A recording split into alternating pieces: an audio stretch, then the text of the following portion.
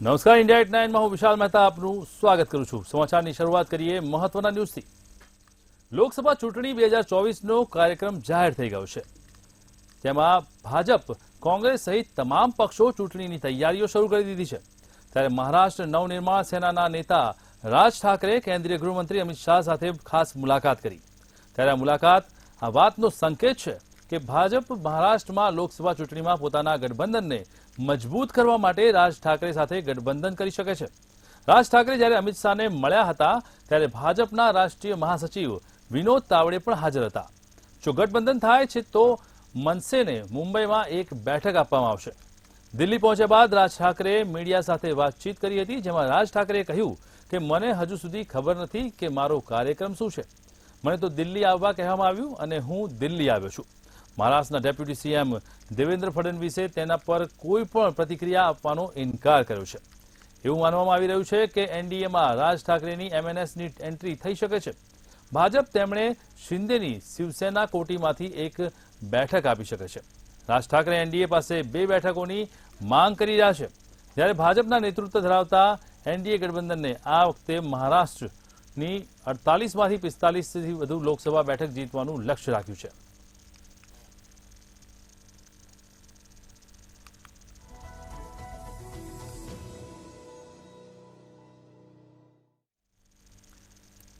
તો દિલ્હીમાં દારૂના કથિત કૌભાંડને લઈને આપ અને બીજેપી વચ્ચે આરોપ પ્રત્યારોપનું યુદ્ધ ચાલી રહ્યું છે।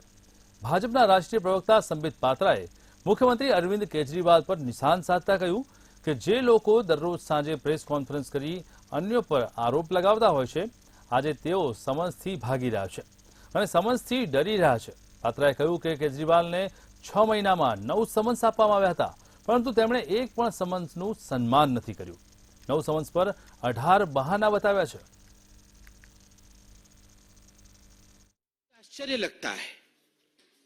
आश्चर्य लगता है कि ऐसे भी लोग होते हैं जो इस प्रकार रंग बदलते हैं। कभी कभी आश्चर्य लगता है कि वो लोग जो कहते थे ये सम्मान होता है, अगर तिल भर का भी आपके अंदर शक है, अगर रत्ती भर का भी आपके अंदर सस्पिशन है, तो समन भेजिए ना, किसने रोका है? आप जांच कराइए ना, किसने रोका है? दूध का दूध पानी कराइए ना। वो लोग जो हर दिन शाम प्रेस कॉन्फ्रेंस करके दूसरों के खिलाफ इल्जाम लगाते थे और ये कहते थे कि आप जांच कराइए और जांच करने के बाद चुनावी मैदान में उतरिए, आज वो लोग समन से भाग रहे हैं।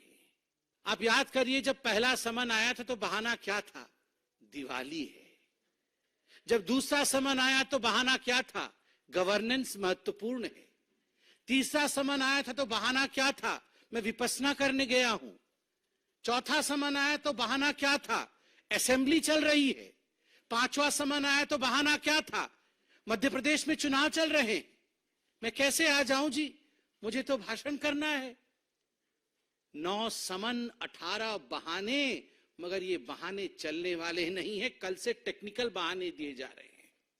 देखिए, दिल्ली की जनता, हिंदुस्तान की जनता, जनता जनार्दन होती है, आंखों से पढ़ लेती है गारंटी किसके पास है और भ्रष्टाचार किसके पास है। जो लोग कभी ऑटो में लटक के आते थे, वो लोग आज करोड़ों खरब रुपए कमा रहे हैं। लूटा है हमें, समन से दूर भाग रहे हैं, भागिए।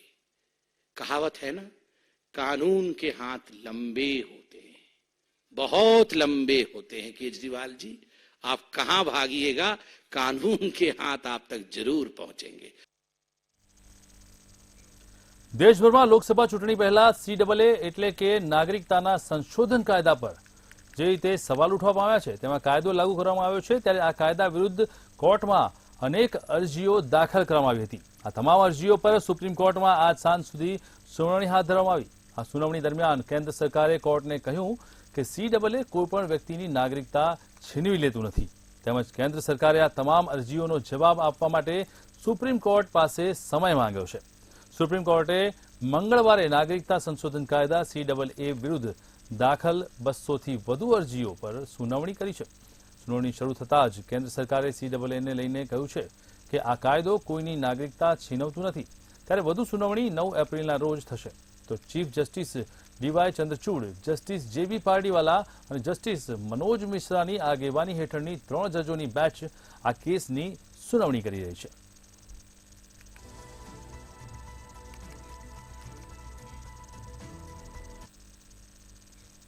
નાગરિકતા સુધાર કાયદો 31 ડિસેમ્બર 2014 પહેલા ભારતમાં આવેલા બાંગ્લાદેશ, પાકિસ્તાન અને અફઘાનિસ્તાનના ધાર્મિક લઘુમતીઓ, હિન્દુઓ અને શીખો, જૈનો, બૌદ્ધ, પારસીઓ અને ખ્રિસ્તીઓને ભારતીય નાગરિકત્વ અપાવવાનું કહે છે.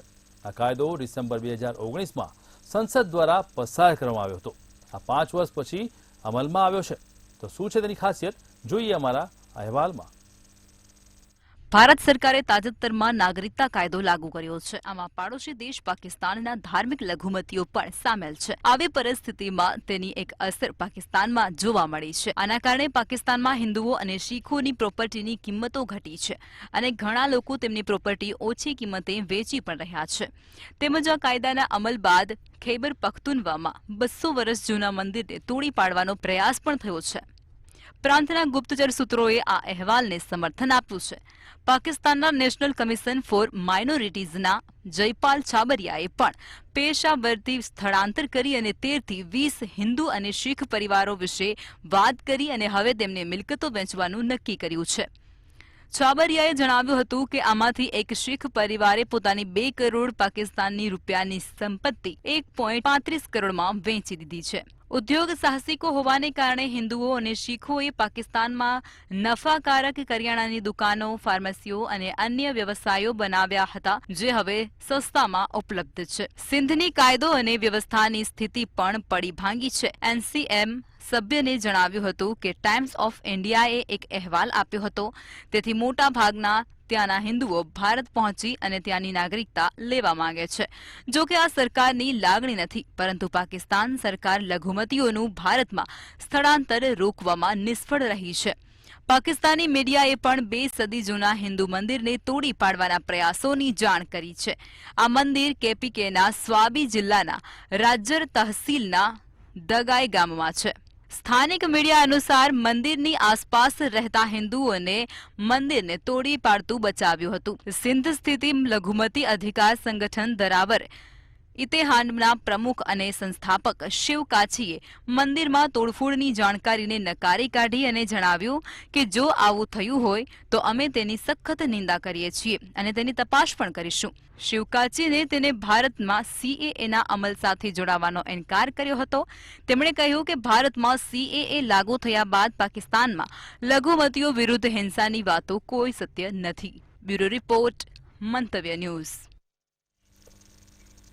ઝારખંડ મુક્તિ મોરચાના ધારાસભ્ય સીતા સોરેને પાર્ટીના તમામ પદો પરથી રાજીનામું આપી દીધું છે.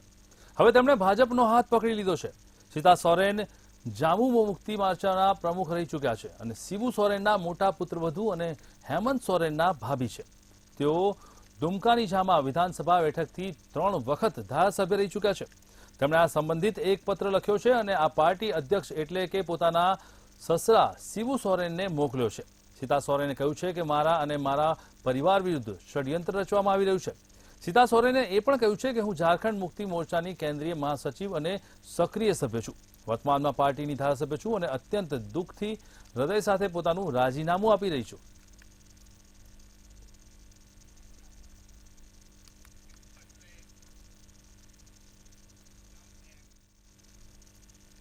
વાત કરીએ અમેરિકાની. અમેરિકામાં ભારતીય વિદ્યાર્થીઓની હત્યામાં કેસમાં વધારો થઈ રહ્યો છે.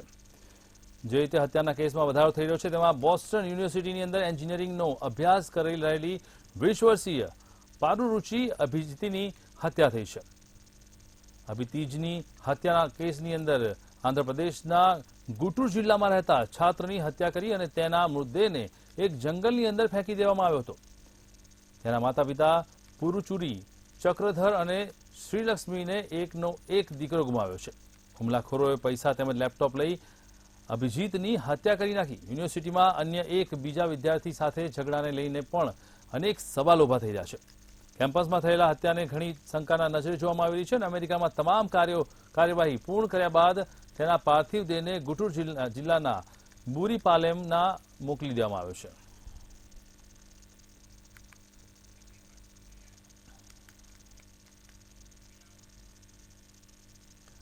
સ્વિસ જૂથ જેણે IQR એ વિશ્વમાં સૌથી પ્રદૂષિત શહેરો અને દેશની રાજધાનીઓની યાદી બહાર પાડી, જેમાં ભારતની રાજધાની દિલ્હી ફરી એકવાર વિશ્વની સૌથી પ્રદૂષિત રાજધાની બની ગઈ છે.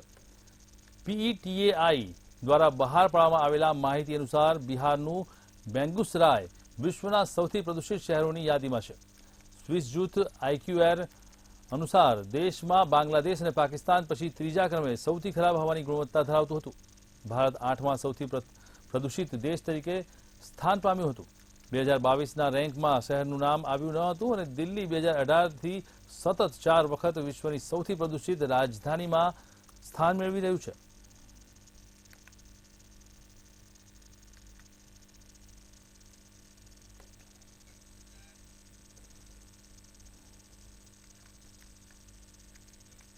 તો મહારાષ્ટ્રના ગડચિરોલીમાં આજે સવારે પોલીસે નક્સલવાદીઓ સામે એન્કાઉન્ટરનું ઓપરેશન હાથ ધર્યું છે. મહારાષ્ટ્ર પોલીસે નક્સલવાદીઓ સામેની કાર્યવાહીમાં મોટી સફળતા પ્રાપ્ત થઈ. એન્કાઉન્ટર દરમિયાન 4 નક્સલવાદીઓને ઠાર કરવામાં આવ્યા છે. લોકસભા ચૂંટણીમાં એક મોટું ષડયંત્ર રચવા માટે ગડચિરોલીના જંગલોમાં એક નક્સલીનું જૂથ છુપાયેલું હોવાથી બાતમીના આધારે પોલીસને બાતમી મળી અને તેમણે કાર્યવાહી કરી. આ માહિતી બાદ મહારાષ્ટ્ર પોલીસના વિશેષ C-60 કમાન્ડો અને CRPF કમાન્ડોએ જંગલ વિસ્તારમાં ઓપરેશન શરૂ કર્યું. નક્સલવાદીઓ અને પોલીસ વચ્ચે લાંબા સમય સુધી અથડામણ ચાલી હતી. ત્યારબાદ પોલીસે ઘટના સ્થળેથી 4 નક્સલવાદીઓના મૃતદેહ કબજે કર્યા છે. આ દરમિયાન પોલીસે નક્સલવાદીઓ પાસેથી AK-47 રાઇફલ સહિત અનેક હથિયારો પણ જપ્ત કર્યા છે. માર્યા ગયેલા આ 4 નક્સલવાદીઓ પર 36 લાખ રૂપિયાનું ઇનામ રાખવામાં આવ્યું હતું. હાલમાં પોલીસે આ નક્સલવાદીઓની ઓળખ જાહેર કરી નથી.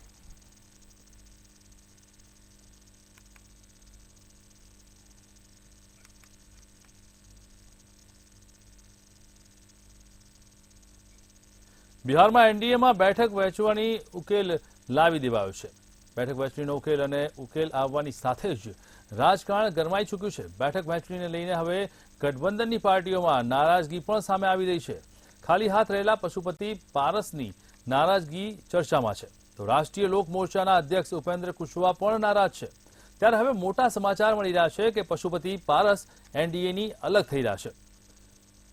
RLJP અધ્યક્ષ પશુપતિ પારસે કેન્દ્રીય મંત્રી પદેથી રાજીનામું આપવાનું એલાન કરી દીધું છે અને તેમણે પ્રેસ કોન્ફરન્સ કરીને રાજીનામા અંગે વાત પણ કરી છે. આ દરમિયાન તેમણે કહ્યું છે કે મારી અને મારી પાર્ટી સાથે અન્યાય થયો છે. એક પણ બેઠક નથી આપવામાં આવી જે મારે રાજીનામું આપવું પડ્યું છે અને પશુપતિ પારસ એનડીએની અલગ થયા સાથે જ કેન્દ્રીય મંત્રી પદ પણ છોડ્યું છે અને અમને એક પણ બેઠક ન આપવામાં આવવાના કારણે મેં આ નિર્ણય લીધો છે તેવું જણાવ્યું છે.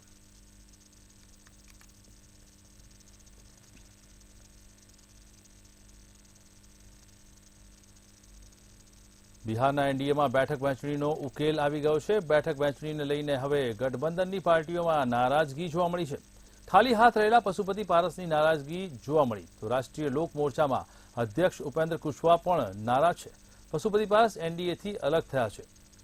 RLJP અધ્યક્ષ પશુપતિ પારસે કેન્દ્રીય મંત્રી પદેથી રાજીનામું આપ્યું છે. તેમણે પ્રેસ કોન્ફરન્સ કરીને કહ્યું છે કે મેં રાજીનામું આપ્યું છે. મારી અને મારી પાર્ટી સાથે અન્યાય થયો હોવાના કારણે મેં રાજીનામું આપ્યું છે.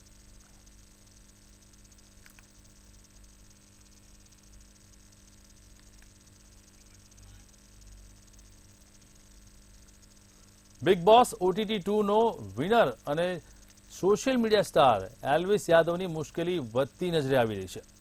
સાપોના ઝેરની સપ્લાય કેસમાં નોઈડા પોલીસ દ્વારા તેની ધરપકડ કરવામાં આવી છે. ત્યારે હવે ગુરુગ્રામ પોલીસે પણ કડક કાર્યવાહી શરૂ કરી દીધી છે. પ્રખ્યાત યુટ્યુબર્સ એલ્વિસ યાદવની મુશ્કેલીઓમાં અંત આવવાના કોઈ સંકેત દેખાતા નથી. રવિવારે સાપના ઝેરની સપ્લાયના કેસમાં 14 દિવસના ન્યાયિક કસ્ટડીમાં મોકલવામાં આવ્યો હતો અને યુટ્યુબર સામે નોઈડા પોલીસની તપાસ ચાલી રહી છે. ત્યારે હવે ગુરુગ્રામ પોલીસે પણ કડક કાર્યવાહી કરતા મારપીટના કેસમાં પ્રોડક્શન વોરંટ દ્વારા કન્ટેન્ટ સર્જક મેક્સટર્નની ધરપકડ કરી તૈયારી કરી છે.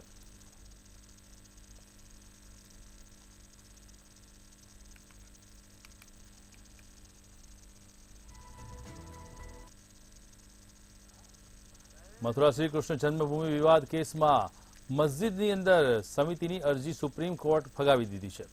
મસ્જિદ સમિતિએ અલ્હાબાદ હાઈકોર્ટના તે આદેશોનું પડકાર્યો છે જેમાં હાઈકોર્ટે આ વિવાદ સાથે જોડાયેલા 15 કેસને એક સાથે જોડીને તેમને સુનાવણી કરી નિર્ણય કર્યો છે.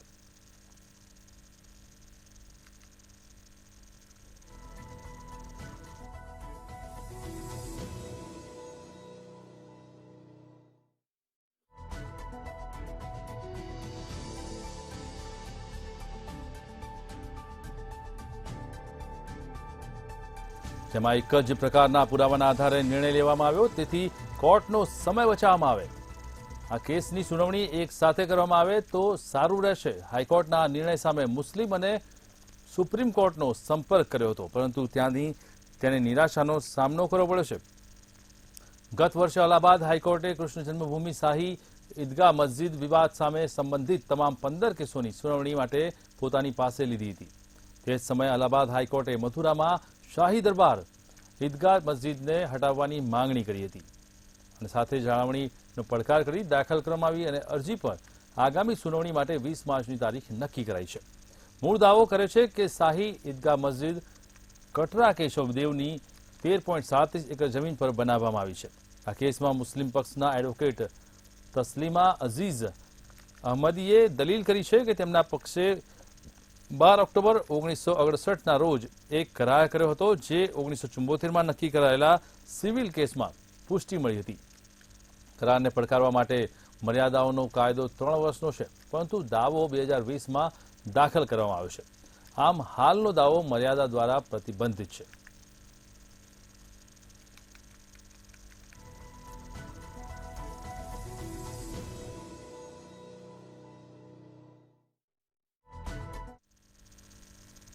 કોંગ્રેસ નેતા અને પૂર્વ ક્રિકેટર નવજોતસિંહ સિંધુ આગામી લોકસભા ચૂંટણીની અંતર રાખી શકે છે. તેઓ ઇન્ડિયન પ્રીમિયર લીગના કોમેન્ટ્રી કરતા નજર આવશે.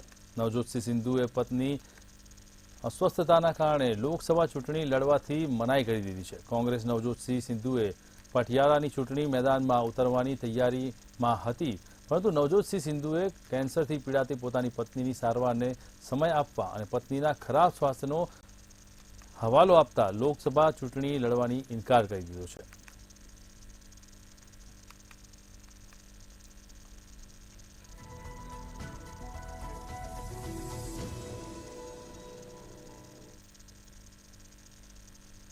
કર્ણાટકના બેંગ્લોરમાં એક દુકાનદારને લોકોના ટોળા દ્વારા માર મારવામાં આવ્યો હોવાનો મામલો સામે આવ્યો છે. આજે દુકાનદારના સમર્થનમાં મોટી સંખ્યામાં લોકો બેંગ્લોરના સિદ્ધના લેઆઉટ વિસ્તારમાં પહોંચ્યા હતા. દેખાવકારોને કાબૂમાં લેવા માટે પોલીસને ભારે જહેમત ઉઠાવવી પડી હતી. ભાજપના સાંસદ તેજસ્વી સૂર્યા પર વિરોધને સમર્થન આપવામાં આવ્યા હતા, પરંતુ પોલીસે તેમને કસ્ટડીમાં લીધા હતા. બેંગ્લોર પોલીસે સોમવારે દુકાનદારને માર મારવાના કેસમાં 3 લોકોની ધરપકડ કરી છે. વાસ્તવમાં રવિવારે બેંગ્લોરમાં એક દુકાનદાર તેની દુકાનમાં ધાર્મિક ગીત વગાડી રહ્યો હતો, જેના પર ત્યાં પહોંચેલા કેટલાક યુવાનોએ કથિત રીતે આનો વિરોધ કર્યો અને દુકાનદારોને માર માર્યો હતો.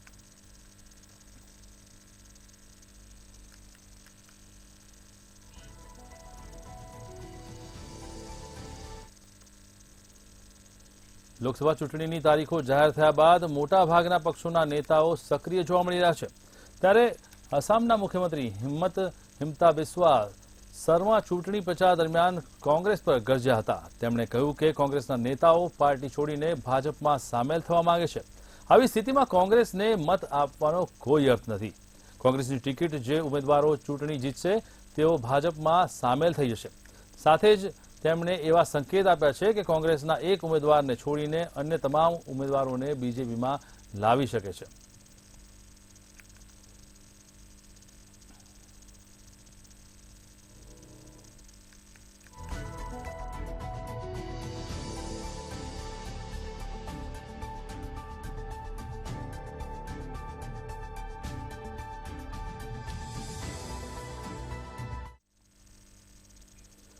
તો વધુ વાત કરીએ, બ્રેકિંગ ન્યૂઝ સામે આવ્યા છે શેર માર્કેટથી. શેર બજારમાં મંગળવાર અમંગળ સાબિત થયો છે.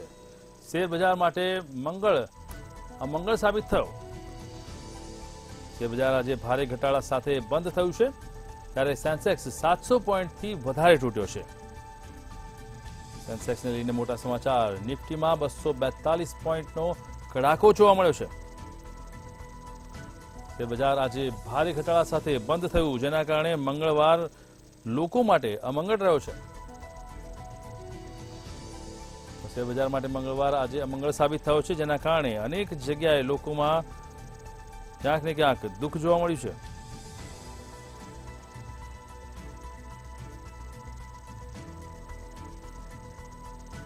સેન્સેક્સ 700 પોઈન્ટથી તૂટ્યો અને નિફ્ટીમાં 242 પોઈન્ટનો કડાકો જોવા મળ્યો છે.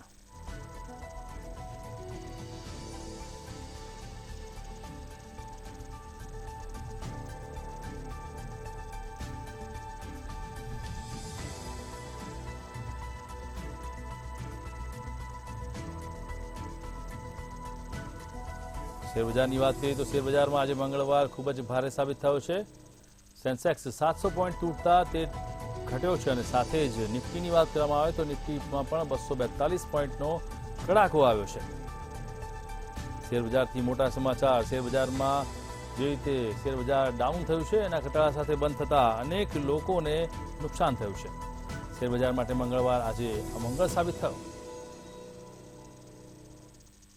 શેરબજારમાં ભારે ઘટાડા સાથે આજે બજાર બંધ થયું હતું અને સાથે જ જો સેન્સેક્સની વાત કરવામાં આવે તો સેન્સેક્સ 700 પોઈન્ટથી વધારે ઘટ્યું હતું અને સાથે જ નિફ્ટી 242 પોઈન્ટ સાથે કડાકાથી તૂટ્યું છે.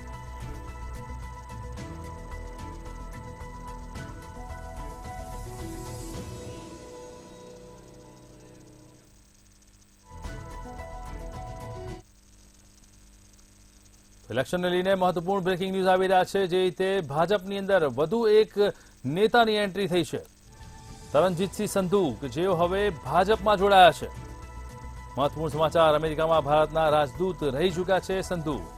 તેઓ હવે કેસરીઓ ધારણ કર્યો છે. તેઓ પોતાના મત વિસ્તારમાંથી ચૂંટણી લડી શકે તેવા સૂત્રો હવે પ્રબળ બન્યા છે. આગામી સમયમાં અમૃતસર બેઠકથી ચૂંટણી લડશે તરણજીતસિંહ સંધુ. ભાજપ હાઈકમાન્ડ તેમને લોકસભાની ટિકિટ આપી શકે છે. સાથે જ મેં પીએમ મોદીના નેતૃત્વમાં નજીકથી કામ કર્યું છે તેવું પણ તેમણે જણાવ્યું હતું તેવું સૂત્રો દ્વારા જાણવા મળ્યું છે. અમેરિકામાં ભારતના રાજદૂત પણ રહી ચૂક્યા છે. તરણજીતસિંહ સંધુ કે જેઓ પોતાના મત વિસ્તારમાંથી ચૂંટણી લડે તેવા સંકેતો સામે આવ્યા છે. આગામી સમયમાં અમૃતસર બેઠક પરથી તેઓ ચૂંટણી લડે તેવી પ્રબળ સંભાવના છે. ત્યારે ભાજપ હાઈકમાન્ડ તેમને લોકસભાની ટિકિટ આપી શકે છે.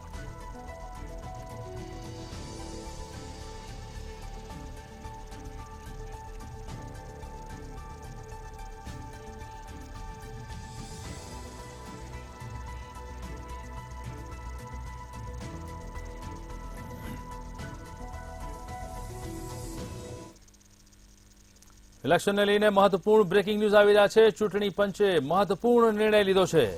ચૂંટણી પંચે મીડિયા કર્મચારીઓને લઈને મોટો નિર્ણય જાહેર કર્યો છે. મીડિયા કર્મચારીઓને મતદાન માટે મળ્યો વિશેષ અધિકાર. જે રીતે મીડિયા કર્મચારીઓનો આવશ્યક શ્રેણીમાં સમાવેશ કરવામાં આવ્યો છે. મીડિયા કર્મચારીઓ લોકસભા ચૂંટણીમાં પોસ્ટલ વોટિંગથી મતદાન કરી શકશે. ફરજમાં રોકાયેલા કર્મચારીઓ પોતાના વિસ્તારમાં બેલેટથી મતદાન કરી શકે છે. ચૂંટણી પંચે મીડિયા કર્મચારીઓને લઈને મોટો નિર્ણય લીધો છે. તેમને વિશેષ શ્રેણીમાં સમાવેશ કરવામાં આવ્યો છે અને તેમનો અધિકાર આપવામાં આવ્યો છે. તો ફરજ પર રહેલા મીડિયા કર્મચારીઓ પોસ્ટલ બેલેટથી પોતાનું મતદાન કરી શકે છે. મીડિયા કર્મચારીઓ આવશ્યક શ્રેણીમાં સમાવેશ કરાવશે.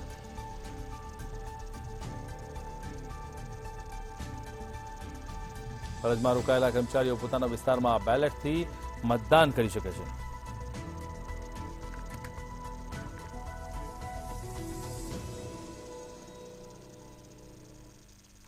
મીડિયા કર્મચારીઓ મતદાન માટે મળ્યો છે વિશેષ અધિકાર. જે રીતે ચૂંટણી પંચ દ્વારા વિશેષ અધિકાર આપવામાં આવ્યો છે. મીડિયા કર્મચારીઓનો આવશ્યક શ્રેણીમાં સમાવેશ કરવામાં આવ્યો છે.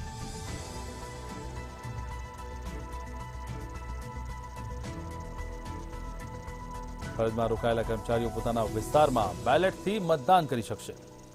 ચૂંટણી પંચનો મહત્વપૂર્ણ નિર્ણય કે જેમણે મીડિયા કર્મચારીઓને વિશેષ શ્રેણીમાં સમાવેશ કર્યો છે.